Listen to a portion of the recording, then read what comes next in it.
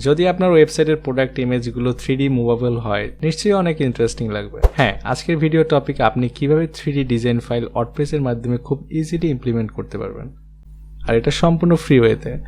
তো চলুন শুরু করা যাক। ভিডিওর শুরুতে আপনাকে দেখাবো কিভাবে ফ্রি ওয়েতে 3D অবজেক্ট নিয়ে আসবেন। আমরা গুগলে গিয়ে সার্চ করব GLB ফাইল ডাউনলোড ফ্রি। অনেকগুলো ওয়েবসাইট পাবেন যারা ফ্রিতে এই ধরনের ফাইল প্রোভাইড করে। তো আমি জাস্ট স্কেচ ফ্যাবে প্রবেশ করব। তো এখানে লাইম লিখে সার্চ করব। আমি যেহেতু ওয়ার্ডপ্রেসে প্লাগইনের মাধ্যমে 3D অবজেক্ট নিয়ে আসব, তো অবশ্যই .glb ফরম্যাট হতে হবে। যে কোনো একটা ফাইল চুজ করে নিলাম। আর আমি অন্য একটা ভিডিওতে আলোচনা করব কিভাবে ব্লেন্ডারের মাধ্যমে আপনি GLB ফাইলকে এডিট করতে পারেন। তো আমি সিম্পলি ছোট ফাইলটা ডাউনলোড করব যাতে ওয়েবসাইট স্মুথলি লোড নিতে পারে।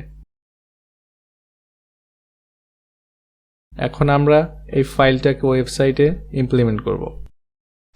প্রথমে ড্যাশবোর্ডে যাওয়ার পর প্লাগইনে গিয়ে 3D ভিউয়ার লিখে সার্চ করলে প্লাগইনটি চলে আসবে। তো প্লাগইনটি চলে আসার পর আপনি ইনস্টল এবং অ্যাক্টিভ করে নেবেন। তো ইনস্টল অ্যান্ড অ্যাক্টিভ করার পরে আমরা 3D ভিউয়ার ওপেন করব। তো এখানে করার পর অ্যাড নিউ বাটনটা দেখতে পারবেন। তো এখানে ক্লিক করে আপনি আপনার অবজেক্টের টাইটেলটা দিতে পারেন যাতে ইজিলি এডিট করতে পারেন। আপনি 3D সোর্স নামের একটা অপশন পাবেন যেখানে আপনার 3D GLB ফাইলটা আপলোড করবেন।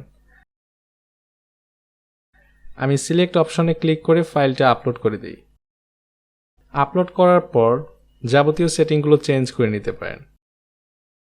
দেন আপনি শর্টকাটটা কপি করে নেবেন এবং যেই পেজে এডিট করবেন সেখানে চলে যাবেন। তো আমি সিম্পলি হোম পেজে চলে যাব।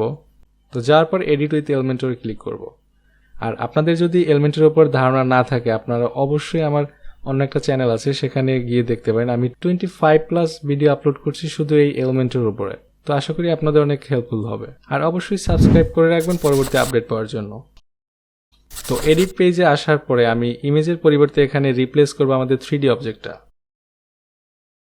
9 ডট আইকনে ক্লিক করবেন। তো ক্লিক করার পর শর্টকাট লিখে সার্চ দিবেন।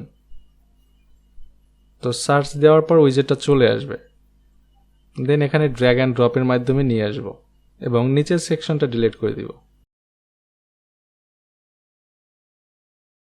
তো শর্টকাটটা সিলেক্ট করার পর আমরা আমাদের অবজেক্টের শর্টকাটটা পেস্ট করে দিব। একটু লোড নেওয়ার পর আপডেটে ক্লিক করব।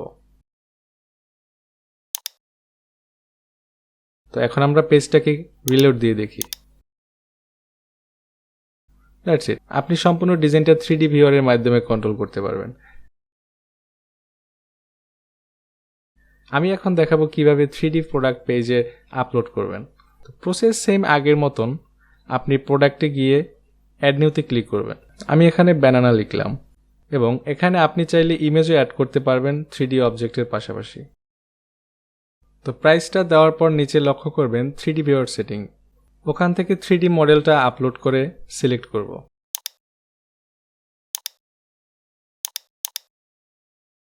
তো করার পর দেখতে পারবেন 3D ভিউ পজিশন ডিফল্টভাবে top of the product image দেওয়া আছে।